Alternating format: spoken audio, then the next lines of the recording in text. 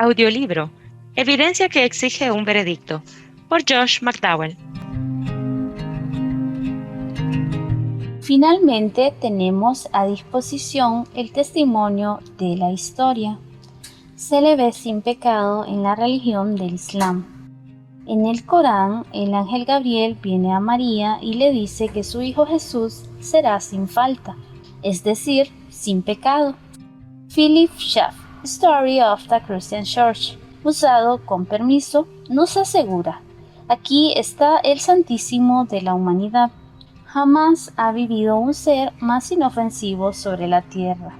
A nadie ofendió, de nadie se aprovechó, nunca habló una palabra inapropiada, nunca cometió una mala acción. La primera impresión que recibimos de la vida de Jesús es la de perfecta inocencia y de impecabilidad en medio de un mundo pecaminoso. Él, y solamente Él, mantuvo la pureza inmaculada de la niñez sin mancha a través de la juventud y en la edad adulta. Por lo tanto, el cordero y la paloma son sus símbolos apropiados. Es, en una palabra, la perfección absoluta lo que eleva su carácter muy por encima del alcance de todos los hombres y lo constituye en una excepción a una regla universal, un milagro moral en la historia. Él es la encarnación viva de la norma ideal de virtud y de santidad, y el más alto modelo de todo lo que es puro, bueno y noble ante los ojos de Dios y de los hombres. Tal fue el Jesús de Nazaret, un verdadero hombre en cuerpo, alma y espíritu, y sin embargo, diferente de todos los hombres. Un carácter único y original desde la más tierna infancia hasta ser un varón maduro, moviéndose en inquebrantable unión con Dios, rebosante de amor hacia el hombre, libre de todo pecado y error, inocente y santo, consagrado a los más nobles fines, enseñando y practicando todas las virtudes en perfecta armonía, sellando la vida más pura con la más sublime muerte y reconocido siempre desde entonces como el único modelo perfecto de virtud y santidad. John Scott, Basic Christianity, usado con permiso, añade: esta extrema despreocupación de sí mismo en el servicio de Dios y del hombre es lo que la Biblia denomina amor. En el amor no existe el interés personal. La esencia del amor es el sacrificio de sí mismo. Los peores hombres están adornados por un destello ocasional de semejante nobleza, pero la vida de Jesús irradiaba con un fulgor incandescente e inextinguible. Jesús era sin pecado, y por cuanto estaba desprovisto de egoísmo. Esta carencia de egoísmo es amor, y Dios es amor. Otro escritor, Wilbur Smith, Have You Considered Him?, declara: la característica sobresaliente de Jesús en su vida terrena fue aquella en la cual todos nosotros reconocemos estar tan escasos, y que sin embargo todos los hombres reconocen unánimemente como la característica más valiosa que podría tener un hombre, es decir, virtud absoluta, o, para decirla de otro modo, pureza perfecta, santidad genuina y, en el caso de Jesús, nada menos que impecabilidad. C.E. Jefferson escribe: la mejor razón que tenemos para creer en la impecabilidad de Jesús es el hecho de que Él permitiera que sus amigos más queridos creyeran en ella. En todas sus palabras no hay trazas de pesar o insinuación de compunción o sugerencia de pena por incapacidad, o el menor vestigio de remordimiento. Él enseñó a otros hombres a considerarse pecadores. Claramente afirmó que el corazón humano es malo. Dijo a sus discípulos que cada vez que oraran, deberían orar para ser perdonados. Pero jamás Él habla o actúa como si tuviera la más leve conciencia de haber hecho algo que no fuera agradable a Dios. A propósito de esto, Philip Schaff declara: es un hecho indisputable entonces que se deriva tanto de su misión y conducta uniforme como de su expresa dedicación. que Cristo sabía que estaba libre de pecado y de culpa. La única explicación racional de este hecho es que Cristo no fue pecador. Otro testimonio es el de A. E. Garvey. Si hubiese habido algún pecado secreto en él o aún la memoria de pecados pasados, esto revelaría una insensibilidad moral e irreconciliable contraste con el discernimiento moral que muestra su enseñanza. C. E. Jefferson declara: en el estado consciente de Jesús, nada hay que indique que fuera culpable de algún pecado. La personalidad de Jesús traicionaba sus pensamientos y creencias, como lo declara Scott. Es claro entonces que Jesús creía ser sin pecado, del mismo modo como creía ser el Mesías y el Hijo de Dios. Kenneth Scott Lauret, A Story of Christianity, Harper and Row. El famoso historiador testifica que otra cualidad que a menudo ha sido enfatizada era la de la ausencia de un sentimiento de haber cometido pecado o de una corrupción básica del mismo. Es altamente significativo que en alguien tan moralmente sensitivo como era Jesús y que enseñaba a sus seguidores a pedir perdón por sus pecados, no hubiese la más mínima indicación de que tuviese necesidad de perdón para sí mismo, que no pidiera perdón ni de los que estaban a su alrededor ni de Dios. El Sermón del Monte es la bibliografía de Cristo. Cada sílaba ya la había escrito él en los Hechos. El sermón era simplemente una traducción de su vida a las palabras. Thomas Wright. Henry Morris, The Bible Has the Answer, escribe: si Dios mismo encarnado en su único Hijo no hubiese podido ponerse a la altura de la norma de su propia santidad, entonces es totalmente inútil buscar en alguna otra parte del universo el significado y la salvación. Bernard Ramm, Protestant Christian Evidences Murray Press, dice: Jesús llevó la vida de perfecta piedad y santidad personal sobre la exclusiva consideración de que era Dios encarnado. De eso escribe Griffin Thomas, Christianity is Christ, Moody Press. Ni por un instante se apareció la más leve sombra entre él y su Padre Celestial. Él estaba sin pecado. Griffin Thomas declara nuevamente: si la vida de Cristo no hubiera sido sin pecado, es obvio que Él no habría sido el redentor del pecado para toda la humanidad. De Philip Schaff oímos: mientras mejor y más santo es un hombre, más siente su necesidad de perdón, y lo lejos que se halla de alcanzar su propia norma imperfecta de excelencia. Empero Jesús, con una naturaleza semejante a la nuestra y tentado del mismo modo que somos nosotros, jamás se rindió a la tentación. Nunca tuvo necesidad de lamentar algún pensamiento, palabra o acción. Nunca necesitó del perdón, de la conversación o de la reforma. Nunca se aportó de la armonía de su Padre Celestial. Su vida entera fue un acto inquebrantable de autoconsagración a la gloria de Dios y al eterno bienestar de sus hermanos. No conozco virtud sincera y de valor, sino la excelencia moral que irradia de Jesucristo. William Ellery Channing. William Smith. Have you considered him? Observa que 15 millones de minutos de vida sobre esta tierra en medio de una generación perversa y corrompida.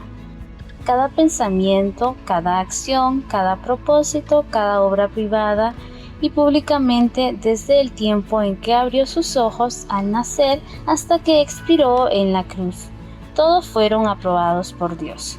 Ni una vez tuvo nuestro Señor que confesar algún pecado, pues no tenía pecado.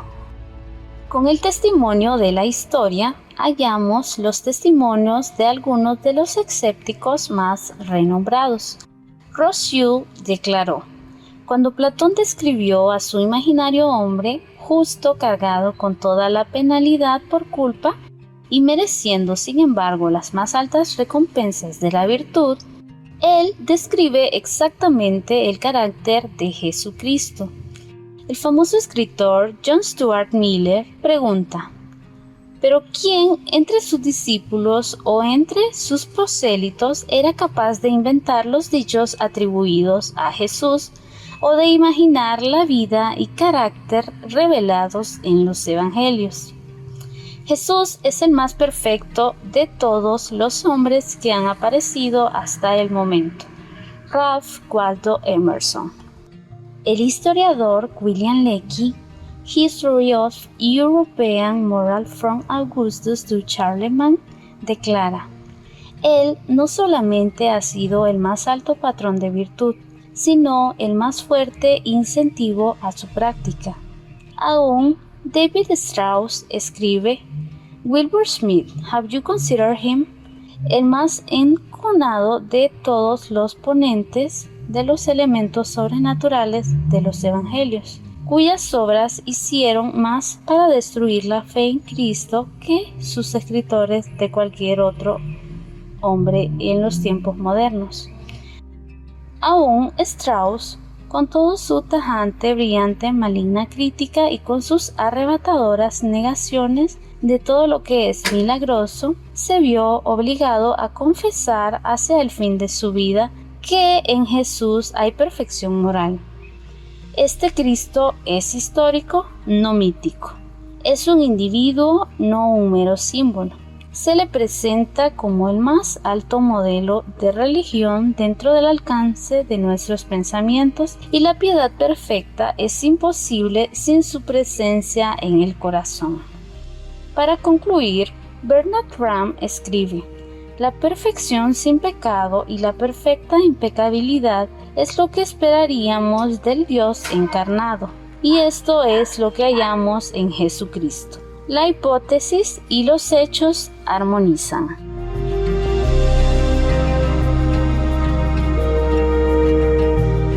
(3a) Si Dios se hizo hombre, entonces esperaríamos que manifestara lo sobrenatural en forma de milagros. El testimonio de las Escrituras. Id, haced saber a Juan lo que habéis visto y oído. Los ciegos ven, los cojos andan, los leprosos son limpiados, los sordos oyen, los muertos son resucitados, y a los pobres es anunciado el Evangelio. Lucas 7:22. Vemos de este modo que sus milagros demostraron una gran variedad de poder, tal como poder sobre la naturaleza, poder sobre la enfermedad, poder sobre los demonios, poderes de creación y poder sobre la muerte. Esto fue también una apelación a la profecía y a su cumplimiento mesiánico en Cristo. Una lista de estos incluiría: milagros de sanidad física. Un leproso, Mateo 8:2 al 4, Marcos 1:40 al 45, Lucas 5:12 al 15. Un paralítico, Mateo 9:2 al 8, Marcos 2:3 al 12, Lucas 5:18 al 26. Fiebre, la suegra de Pedro, Mateo 8:14 al 17, Marcos 1:29 al 31. Hijo de un noble sanado, Juan 4:46 al 53. Enfermedad física, Juan 5:1 al 9. Una mano seca, Mateo 12:9 al 13, Marcos 3:1 al 6, Lucas 6:6 al 11. Sordera y mudez, Marcos 7:31 al 37. Ceguera en Betsaida, Marcos 8:22 al 25. En Jerusalén, Juan 9. Bartimeo, Marcos 8:16 al 52. 10 leprosos, Lucas 17:11 al 19. La oreja cortada de Malco, Lucas 22:47 al 51. Hemorragia, Mateo 9:20 al 22, Marcos 5:25 al 34. Lucas 8, 43 al 48. Hidropesia, Lucas 14, 2 al 4. Milagros en la esfera de lo natural. Agua convertida en vino en Caná. Juan 2, 1 al 11. Calmando una tormenta. Mateo 8, 23 al 27. Marcos 4, 35 al 41. Lucas 8, 22 al 25. La pesca milagrosa. Lucas 5, 1 al 11. Juan 21, 6. Multiplicación del alimento. 5,000 alimentados. Mateo 14, del 15 al 21. Marcos 6, 34 al 44. Lucas 9, 11 al 17. Juan 6, 1 al 14, 4,000 alimentados. Mateo 15, 32 al 39. Marcos 8, 1 al 9. Caminando sobre el agua. Mateo 14, 22 al 23. Marcos 6, 45 al 52. Juan 6, 19. Dinero de un pez. Mateo 17, 24 al 27. La higuera seca. Mateo 21, 18 al 22. Marcos 11, 12 al 14. Milagros de resurrección. La hija de Jairo. Mateo 9, 18 al 26. Marcos 5, 35 al 43. Lucas 8, 41 al 56. El hijo de la viuda. Lucas 7, 11 al 15. Lázaro de Betania. Juan 11, 1 al 44. 2b. Comentarios y citas sobre sus milagros.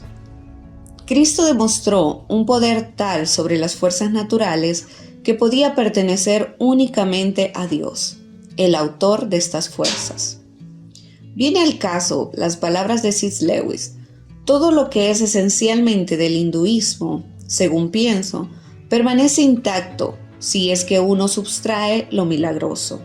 Y lo mismo es casi cierto del mahometanismo. Pero uno no puede hacer eso con el cristianismo. Es precisamente la historia de un gran milagro. Un cristianismo naturalista deja fuera todo lo que es específicamente cristiano. Otro propósito de los milagros es establecido por Bernard Ramm. En las religiones no cristianas se cree en los milagros, porque la religión es ya creída. Pero en la religión bíblica, los milagros son parte de los medios de establecer la religión verdadera. Esta distinción es de inmensa importancia. Israel vino a la existencia a través de una serie de milagros. La ley fue dada en medio de maravillas sobrenaturales y muchos de los profetas fueron identificados como representantes de Dios por causa de su poder de obrar milagros. Jesús vino no solamente predicando, sino realizando milagros, y los apóstoles de tiempo en tiempo obraban maravillas. Era el milagro autenticado, la religión en cada punto. En fuerte contraste, dice Philip Schaff, con las obras engañosas del prestidigitador y con los milagros inútiles y absurdos de la acepción apócrifa.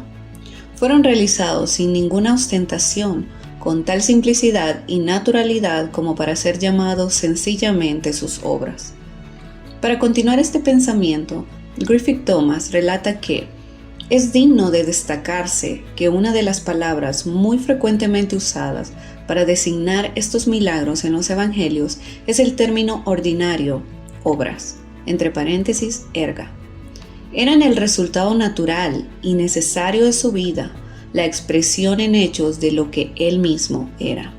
Reflejaban también el carácter del que los realizaba. Griffith Thomas continúa: la cuestión se sintetiza simplemente en esto, suponiendo que una persona sobrenatural semejante existiera. ¿Concordaban con su vida los hechos sobrenaturales? ¿El carácter de las obras que se le atribuyen? ¿Su beneficencia? ¿La restricción bajo el cual se realizaron? ¿El lugar comparativamente insignificante que ocuparon en su ministerio? y la presión constante colocada por él en la relación espiritual como primordial. Todo esto está en estrecha concordancia con la manifestación y obras de su persona tan milagrosa y sobrehumana como se ve en Jesús. Philip Schaff nos dice: todos sus milagros no son sino manifestaciones de su persona y fueron, por consiguiente, realizados con la misma naturalidad con la cual realizamos nuestras ordinarias tareas cotidianas. Una vez más, de Philip Schaff: sus milagros fueron, sin excepción, ejecutados con los motivos más puros y teniendo como objetivo la gloria de Dios y el beneficio de los hombres. Son milagros de amor y de misericordia, llenos de instrucción y de significación y en armonía con su carácter y misión. Chase declara: el motivo y finalidad de los milagros del Señor registrado en los evangelios son siempre los mismos. Las noticias de los milagros están esparcidas por todas partes en los evangelios, pero cuando se considera el uno en relación con el otro, descubrimos en ellos una unidad no prevista. En conjunto, cubren todo el terreno de la obra de nuestro Señor como Salvador, renovando cada elemento en el complejo ser del hombre, restableciendo la paz en el orden físico. No se presentan en los evangelios como teniendo el propósito primordial de ensalzar su dignidad y su poder. Si hubiesen sido la intervención de una fantasía piadosa, procurando ilustrar por medio de historias impresionantes de su grandeza y de su gloria, es una imposibilidad moral que esta sutil unidad de propósito hubiese sido observada de manera tan consistente y discreta. Los milagros, escribe Garvey, están en armonía con el carácter y conocimiento de sí que tenía Jesús. No son confirmaciones externas, sino constitutivos internos de la revelación del amor, de la misericordia y la gracia del Padre Celestial, otorgados en Él, el amado Hijo de Dios y el compasivo hermano de los hombres. Thomas concluye: para nosotros hoy la persona de Cristo es el gran milagro y la verdadera línea de pensamiento es argumentar desde Cristo a los milagros, más bien que de los milagros a Cristo. Primitivos testigos judíos. Hallamos muchas referencias. Escribe Ethelbert Stauffer en Jesus and His Story a los milagros de Jesús en los libros judíos de leyes y de historias. Alrededor del 95 después de Cristo, el rabino Eliezer ben Jairinas de Lida habla de las artes mágicas de Jesús. Aproximadamente en el mismo periodo, 95-110 después de Cristo, encontramos la denuncia ritual. Jesús practicaba la magia y desvió a Israel. Alrededor de 110 después de Cristo, nos enteramos de una controversia entre los judíos palestinos acerca de si es permisible ser sanado en el nombre de Jesús. Ahora, las sanidades milagrosas en el nombre de Jesús implican que Jesús mismo realizaba tales milagros. Tenemos también una referencia indirecta de Julián el Apóstata, emperador romano desde 361-363, quien fue uno de los más calificados adversarios del cristianismo en la antigüedad. En su obra contra el cristianismo, él declara: Jesús ha sido recordado ya por casi 300 años, no habiendo hecho en su vida nada digno de fama, a menos que alguien piense que es una obra muy grande el sanar cojos y ciegos y exorcizar endemoniados en las aldeas de Betsaida y de Betania. Sin saberlo, él le atribuye a Cristo el poder de realizar milagros. El Islam le reconoce habilidad de realizar milagros, como vemos en el Corán. en donde se hace referencia a ellos. Habla de sanar a los ciegos, a los leprosos y levantar a los muertos. Para silenciar la crítica. Bernard Ramm dice: si se puede percibir sensorialmente los milagros, pueden constituirse en material de testimonio. Si se testifica adecuadamente de ellos, entonces el registro del testimonio tiene la misma validez para la evidencia como la experiencia de contemplar los eventos. Así, muchos de sus milagros fueron realizados ante el público para el escrutinio e investigación abiertos de los escépticos. Miremos primero al registro bíblico de la resurrección de Lázaro de entre los muertos.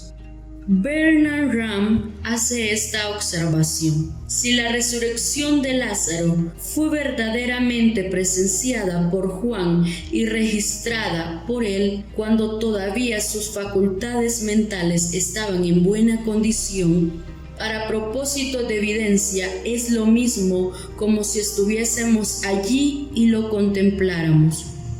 Con referencia a la resurrección de Lázaro de entre los muertos, es significativo que sus enemigos no negaron el milagro, sino que trataron de matarle antes de que todos los hombres creyesen en él. Juan 11:48.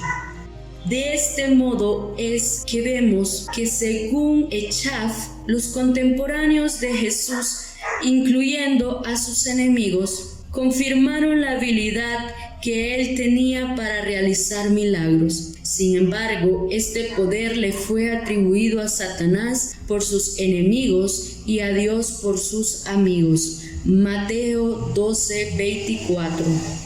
En respuesta a la acusación, Jesús dijo: todo reino dividido contra sí mismo es asolado, y toda ciudad o casa dividida contra sí misma no permanecerá. Y si Satanás echa fuera a Satanás, contra sí mismo está dividido.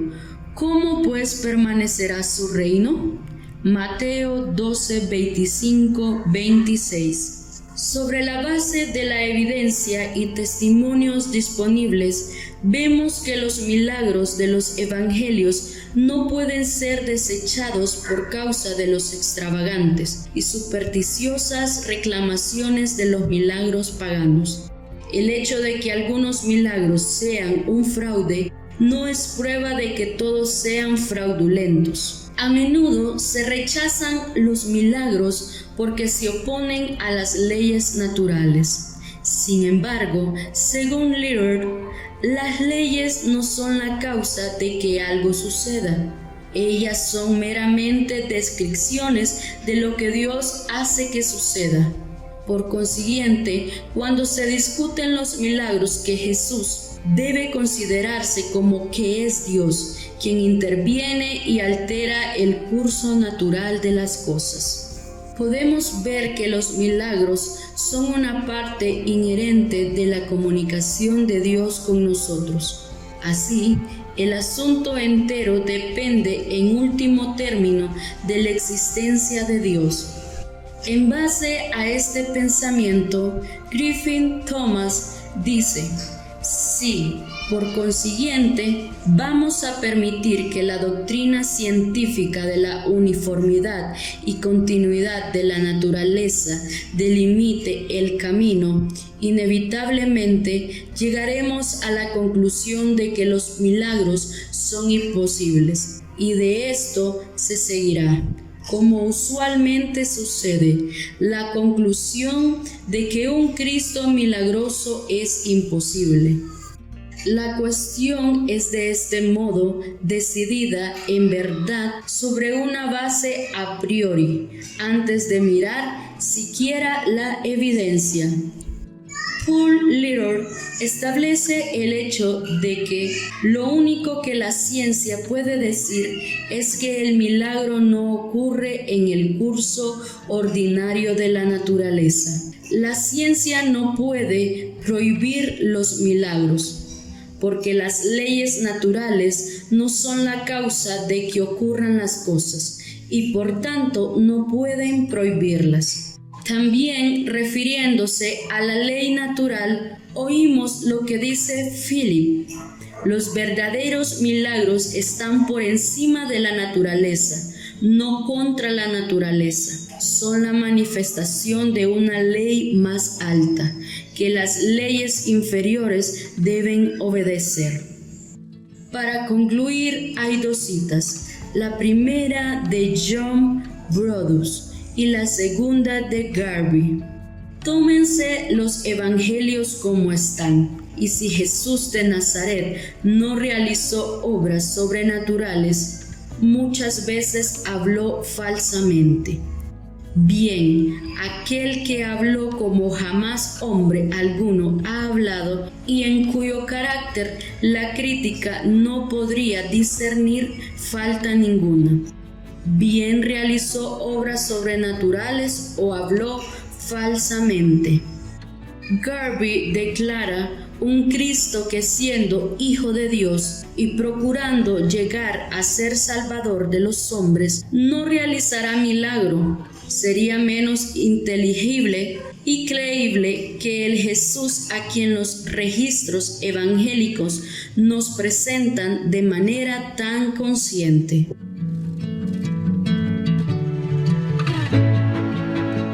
Si Dios se hizo hombre, entonces deberemos de esperar que tuviera un agudo sentido de diferencia de los demás hombres, el testimonio de los amigos.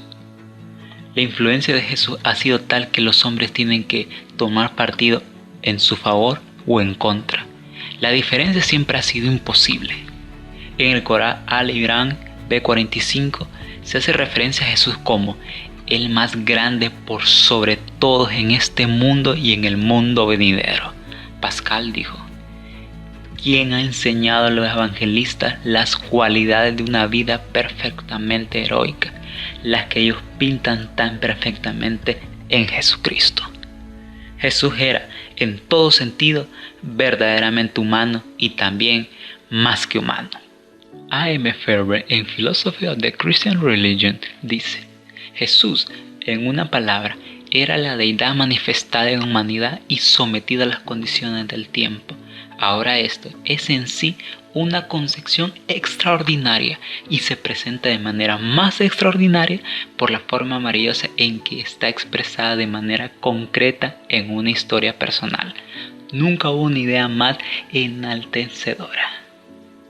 Su vida fue santa, su palabra fue verdadera, todo su carácter fue la expresión corporal de la verdad. Nunca ha habido un hombre más real o genuino que Jesús de Nazaret. G. Thomas. J.R. Gregg afirma que Jesús tenía una de esas naturalezas dotadas que tan raramente se encuentran, nunca en igual perfección, cuya pureza y absoluta armonía en sus elementos mentales y morales le confieren una claridad de visión que casi se eleva a la calidad de profecía. Hawthorne, citado por Frank Ballard, The Miracle of Unbelief, T.I.T. Clark, piensa que en los registros humanos no hay conocimiento de otra vida más noble, cargada con tan poco de lo que es terreno, transitorio, local. Ninguna otra vida que pueda dedicarse a propósitos tan altos y universales. John Young, en Christ of History, pregunta: ¿cómo ha venido a suceder que de todos los hombres solamente Él se haya elevado a la perfección espiritual? Lo que Dios hizo en favor de la piedad y de la virtud sobre la tierra en una ocasión y en un caso, ciertamente podrá hacerlo en otras ocasiones y con otros casos. Si Jesús era hombre únicamente, Dios podría haber levantado en las generaciones sucesivas muchos ejemplos tales de humanidad santificada como fue Él, para corregir, instruir y avivar el mundo. Pero no lo hizo. Carnegie Simpson escribió: instintivamente no lo clasificamos con otros. Cuando uno lee su nombre en una lista que comienza con Confucio y que termina con Goethe, no parece que la ofensa no es tanto contra la ortodoxia como contra la esencia. Jesús no es uno del grupo de los grandes del mundo. Si usted quiere, Pude hablar acerca de Alejandro el Grande y de Carlos el Grande y de Napoleón el Grande. Pero Jesús va aparte. Él no es el grande. Él es único. Es simplemente Jesús. Nadie puede añadirse a eso. Está más allá de nuestro análisis. Él confunde nuestros cánones de naturaleza humana. Obliga a nuestra crítica a saltar por sobre sí misma. Provoca pavor a nuestro espíritu. Citado por John Stott en Basic Christianity, usado con permiso de InterVarsity Press, Downell Grove 3. De Philip Shaw, su celo nunca degeneró en pasión, ni su constancia en obstinación, ni su benevolencia en debilidad, ni su ternura en sentimentalismo. Su separación de lo mundano estaba libre de indiferencia e insociabilidad. Su dignidad estaba libre de orgullo y presunción, su afecto estaba libre de familiaridad indebida, su autonegación de tristeza, su temperancia de austeridad, combinada la inocencia infantil con la fortaleza viril, la absorbente devoción a Dios con un interés incansable por el bienestar del hombre, el tierno amor para el pecador con la severidad sin compromisos contra el pecado, la dignidad impotente con la humildad vencedora, el coraje intrépido con la precaución sabia, la firmeza indómita con la dulce amabilidad. En una conversación con Robert Bowne y Charles Lamb, citado por John R. W. Stott, Basic Christianity, Lamb estaba hablando de la recreación que experimentaría si entrara alguien que hubiese estado muerto. Cuando se le preguntó qué haría si Cristo entrara a la habitación, Lamb respondió que si Shakespeare hubiese de entrar a esta habitación, todos nos levantaríamos para saludarle, pero si a esa persona Jesús entrara en ella, todos nos postraríamos y trataríamos de besar el borde de sus vestiduras.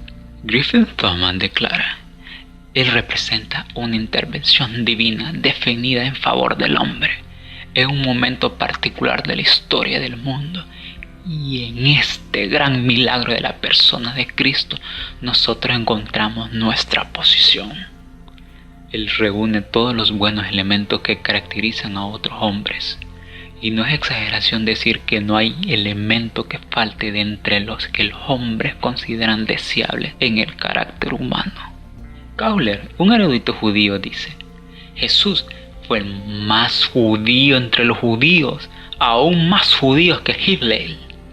Se reconoce universalmente que Cristo enseñó el más duro y sublime sistema de ética, el cual lanza los preceptos morales y máximas de los hombres más sabios de la antigüedad a la más profunda oscuridad. Johann Gottfried von Herder declara: Jesucristo es en el más noble y más perfecto sentido el ideal realizado de la humanidad. Napoleón Bonaparte, citado por Frank Mead, The Encyclopedia of Religious Quotation, ha dicho: Conozco los hombres y puedo decirles que Jesucristo no es meramente un hombre. Entre él y cualquier otra persona en el mundo no hay término posible de comparación. Alejandro, César, Carlos Magno y yo hemos fundado imperios, pero ¿sobre qué descansaban las creaciones de nuestro genio? Sobre la fuerza. Jesucristo fundó su imperio sobre el amor.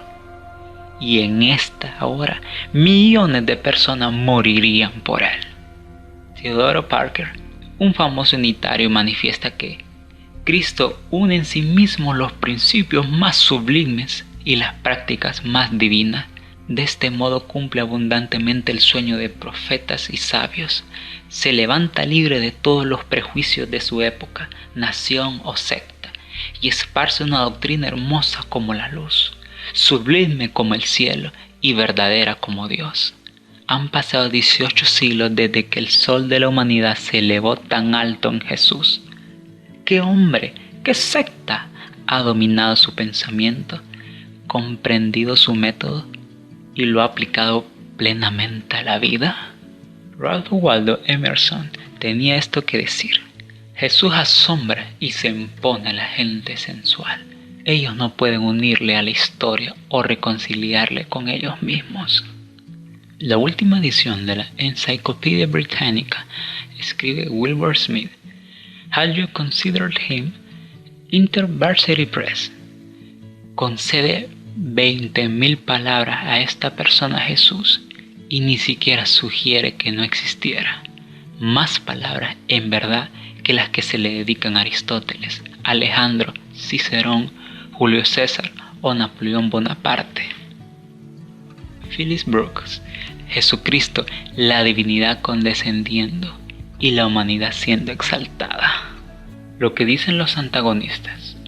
Y Cohen, citado por el historiador Philip Schwab, History of the Christian Church, usado con permiso, W.M.B. Eastermans. Otro genio notable, de muy diferente carácter, pero igualmente por encima de toda sospecha de parcialidad en cuanto a religión, mirando en los últimos años de su vida sobre el vasto campo de la historia, fue constreñido a confesar que si alguna vez la divinidad se apareció sobre la tierra, fue en la persona de Cristo, y que, no importa lo lejos que pueda ir en otros aspectos, jamás la mente humana podrá trascender la altura y cultura moral del cristianismo tal como brilla y reluce en los evangelios. Estimo que los evangelios son enteramente genuinos, pues allí brilla el esplendor reflejado de la sublimidad procedente de la persona de Jesucristo y de una naturaleza tan divina como jamás se ha manifestado sobre la tierra. Cuando H.G. Wells, el destacado historiador, fue consultado respecto de cuál persona había dejado la más permanente impresión en la historia, replicó que, juzgando la grandeza de una persona por las normas históricas, mediante esta prueba, Jesús está en el primer lugar. Cualesquiera puedan ser las sorpresas del futuro, Jesús jamás será sobrepasado. Ernest Renan. Thomas Carlyle se refiere a Jesús como nuestro símbolo más divino. El pensamiento humano no ha podido llegar más alto. Un símbolo de carácter completamente perenne, infinito, cuya significación exigirá que volvamos siempre a interrogarnos y que volverá a manifestarse.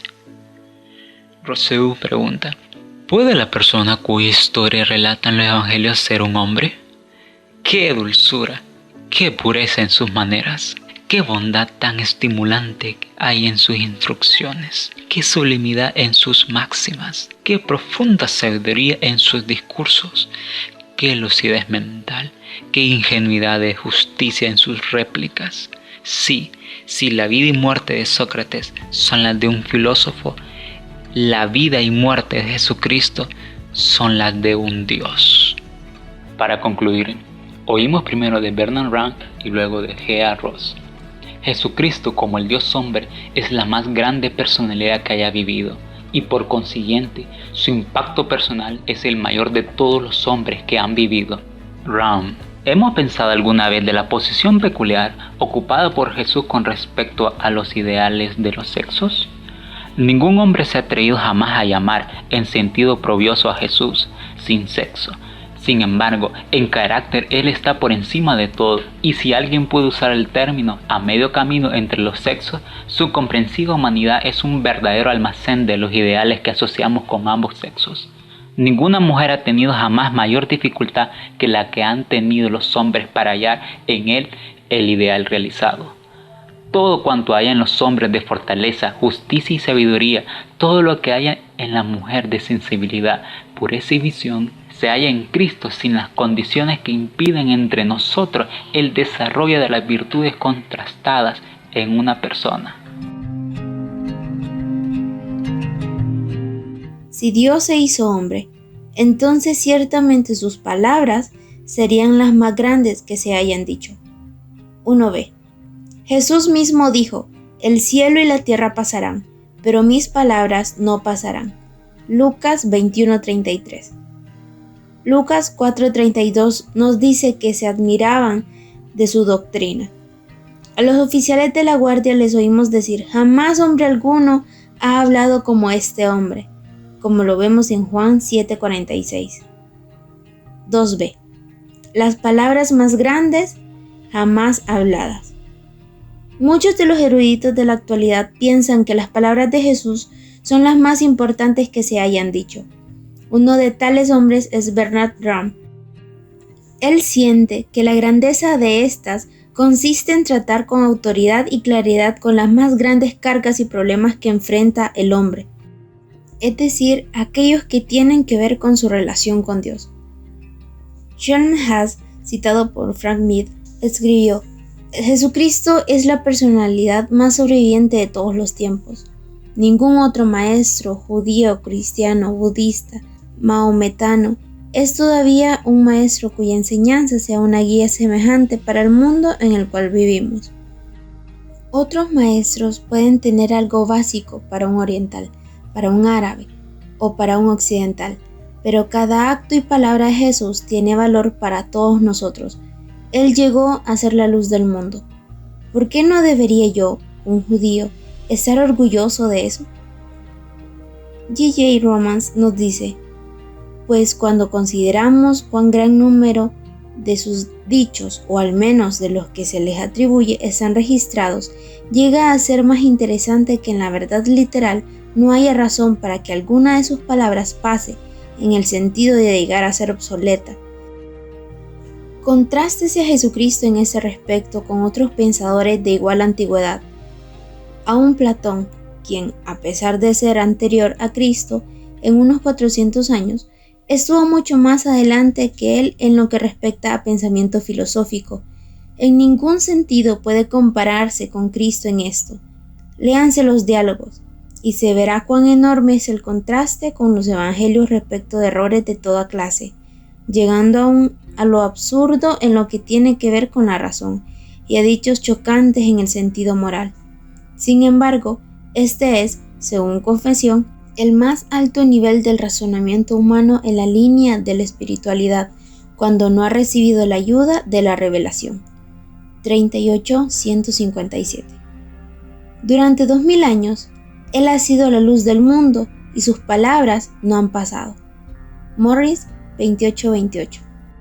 La gran personalidad tras sus palabras es la razón para la grandeza de sus palabras, según Ram 34-174.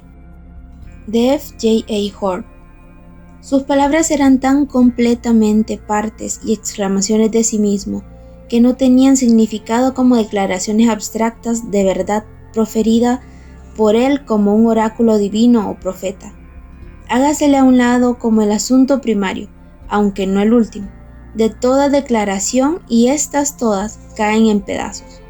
Pero las palabras y hechos de Jesús son impresionantemente integrales, y creemos que aquellos dichos que juzgamos ser auténticamente suyos son reveladores de su persona. Cuando Jesús usa el pronombre personal yo, pero yo les digo, amén, yo les digo, respalda cada palabra con fidelidad personal y con la intencionalidad personal. Si sus palabras y actos son mesiánicos en carácter, es porque Él se propone que así sean. Y si Él se propone que así sean, es porque está pensando de sí mismo en términos mesiánicos. Gruenler 12:92. Las palabras de Cristo son de valor permanente en razón de lo que Él es, permanecen porque Él permanece. Griffin Thomas 47-44. Joseph Parker declara: después de leer las doctrinas de Platón, Sócrates o Aristóteles, sentimos que la diferencia específica entre las palabras de ellos y las de Cristo es la diferencia entre una encuesta y una revelación. En palabras de Bernard Ram, Protestant Christian Evidence, Moody Press, estadísticamente hablando, los evangelios son la más grande literatura que se haya escrito. Son leídos por más gente, citados por más autores, traducidos a una mayor cantidad de idiomas, con mayor cantidad de representaciones en el arte, con más música compuesta que cualquier otro libro escrito por algún hombre en cualquier siglo y en cualquier nación. Pero las palabras de Cristo no son grandes por el hecho de que tienen una ventaja tan grande sobre las palabras de cualquier otro. Son más leídos, son más citadas, más amadas, más creídos y más traducidos porque son las palabras más grandes que se hayan dicho. ¿Y en qué consiste su grandeza? Su grandeza yace en la espiritualidad pura y lúcida, en que trata con claridad, definitiva y autorizadamente con el mayor problema que se agita en el pecho humano, es decir, ¿quién es Dios? ¿Me ama? ¿Se preocupa por mí? ¿Qué debería yo hacer para agradarle? ¿Cómo mira Él mi pecado? ¿Cómo puedo yo ser perdonado? ¿A dónde iré cuando muera? ¿Cómo debo tratar a otros?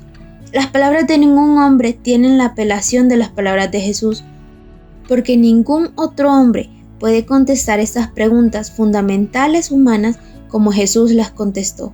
Son la clase de palabras y de respuestas que esperaríamos que vinieran de Dios, y los que creemos en la deidad de Jesús no tenemos problema en cuanto al por qué estas palabras salieron de su boca. Nunca el que hablaba pareció estar más solo que cuando pronunció esta majestuosa declaración.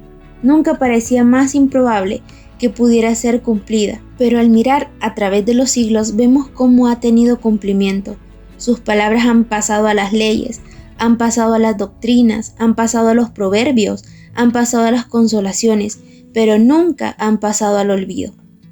¿Qué maestro humano se atrevería a reclamar eternidad por sus palabras? G.F. McLean. Los sistemas de sabiduría humana vendrán y se irán, los reinos e imperios se levantarán y caerán, pero Cristo permanecerá por siempre, el camino, la verdad y la vida. Philip Schaff. Las enseñanzas de Cristo son completas en todo sentido, desde la regulación del pensamiento hasta el control de la voluntad. A causa de esto, Thomas señala que el mensaje de Cristo es inextinguible. Cada generación lo encuentra nuevo y excitante. Mark Hopkins afirma que ninguna revolución que haya tenido lugar en la sociedad puede compararse con la que ha sido producida por las palabras de Jesucristo. W.S. Peake. A veces se dice, todo lo que Jesús dijo ha sido dicho antes que Él por otros, concediendo que fuera cierto. ¿Qué hay con ello? La originalidad puede que sea un mérito, como bien puede que no lo sea. Si la verdad ya ha sido dicha, el mérito yace en repetirla y en darle una nueva y más amplia aplicación. Pero hay otras consideraciones que deben tenerse en mente. No contamos con otro maestro que haya eliminado de manera tan completa lo trivial, lo temporal, lo falso de su sistema, ninguno que seleccionara lo eterno y lo universal y lo combinara en una enseñanza en la que todas esas grandes verdades hallaran su lugar de concordancia. Estos paralelos de las enseñanzas de otros con las de Cristo se reúnen de los cuatro vientos. ¿Cómo es que ninguno de estos maestros nos proporciona un paralelo con la enseñanza de Cristo como un todo, mientras que cada uno de ellos presenta dichas verdades mezcladas con una gran masa de lo que es trivial y absurdo? ¿Cómo pudo suceder que un carpintero, sin adiestramiento especial, ignorante de la cultura y ciencia de los griegos, nacido en un pueblo cuyos maestros más grandes eran unos legalistas estrechos, rudos, intolerantes y pedantes, fuese el supremo maestro religioso que haya conocido el mundo, cuya supremacía en este respecto lo constituye en la figura más importante de la historia del mundo? Griffin Thomas, Christianity is Christ, Moody Press, concluye, aunque sin adiestramiento rabínico formal, él no manifestó timidez o excesiva conciencia de sí mismo, ni vacilación en cuanto a lo que él creía ser la verdad, sin pensar en sí mismo o en su auditorio. Habló en cada ocasión sin temor, totalmente ajeno a las consecuencias y preocupado únicamente por la verdad y por entregar el mensaje de su Padre. El poder de su enseñanza fue también sentido profundamente. Su palabra era con autoridad. Lucas 4:32. La fuerza espiritual de su personalidad se expresaba en sus declaraciones y mantenía a sus oyentes cogidos en su encanto. Así es como no nos sorprendemos al leer acerca de la impresión que él provocaba. Jamás hombre alguno ha hablado como este hombre. Juan 7:46. La simplicidad y candor y al mismo tiempo la profundidad, la certeza, la universalidad y la verdad de su enseñanza hicieron una profunda impresión en sus oyentes y llegaban al convencimiento de que estaban en presencia de un maestro, tal como jamás se había conocido anteriormente. De este modo, una gran proporción de la enseñanza en los evangelios y las impresiones evidentemente creadas por el maestro mismo son tales que no nos sorprende al que años más tarde el gran apóstol de los gentiles recordara esas cosas y dijera: se debe recordar las palabras del Señor Jesús. Hechos 20:35. La misma impresión se ha recibido en cada generación desde los días de Cristo y de sus seguidores inmediatos, y en cada consideración plena de su persona como la substancia del cristianismo. Necesariamente se ha presentado una gran atención a su enseñanza. Si Dios se hizo hombre, entonces esperaríamos que tuviera una influencia duradera y universal. En honor a la verdad, la personalidad de Jesucristo ha hecho tal impacto en la humanidad que después de 2000 años, el impacto no ha menguado. Cada día hay personas que tienen experiencias revolucionarias con Jesús. El gran historiador Kenneth Scott, American History Review 1949, dijo: la comprensión cristiana de la historia no necesariamente niega el progreso. A medida que pasan los siglos, se va acumulando la evidencia de que, medido por su efecto en la historia, Jesús es la vida más influyente que haya existido sobre este planeta. Esa influencia parece ir en aumento. Philip añade que este Jesús de Nazaret, sin dinero y sin armas, conquistó más millones que Alejandro, César, Mahoma y Napoleón. Sin ciencia y erudición, derramó más luz sobre las cosas humanas y divinas que todos los filósofos y eruditos combinados. Sin la elocuencia de las escuelas, habló tales palabras de vida como nunca antes habían sido dichas y como no lo han sido después, y produjo efectos que yacen más allá del alcance del orador o del poeta. Sin escribir una sola línea, puso más plumas en acción y proveyó más temas para sermones, oraciones, discusiones, volúmenes eruditos, obras de arte y cánticos de alabanza, que todo el ejército de grandes hombres de los tiempos antiguos y modernos. La influencia de Jesús sobre la humanidad es hoy tan fuerte como lo fue cuando Él habitó entre los hombres. Martin Scott, 49:29. Ese ministerio duró solamente 3 años, y sin embargo en estos 3 años está condensado el más profundo significado de la historia de la religión.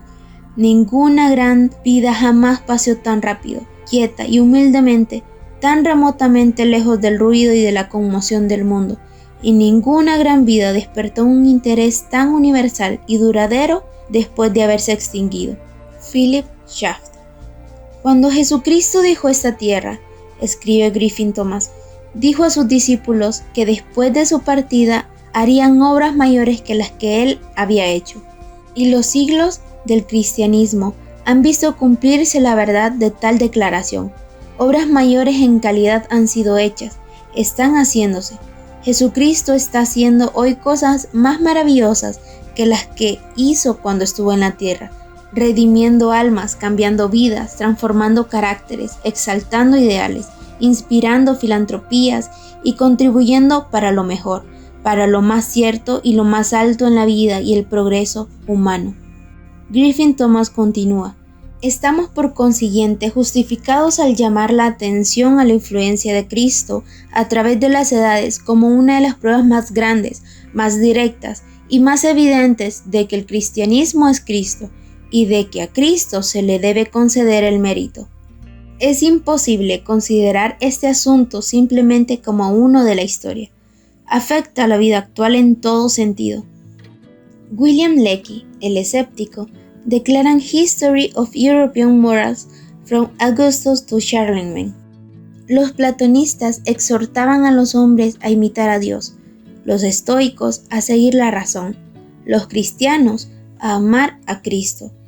Los estoicos habían unido a menudo sus nociones de excelencia en un sabio ideal, y Epícteto había exigido a sus discípulos que colocaran ante ellos a algún hombre de excelencia sobresaliente y a imaginárselo continuamente cerca de ellos, pero lo máximo que podían alcanzar el ideal de los estoicos era el de un modelo para ser imitado, y la admiración que inspiraban nunca podía alcanzar la profundidad del efecto.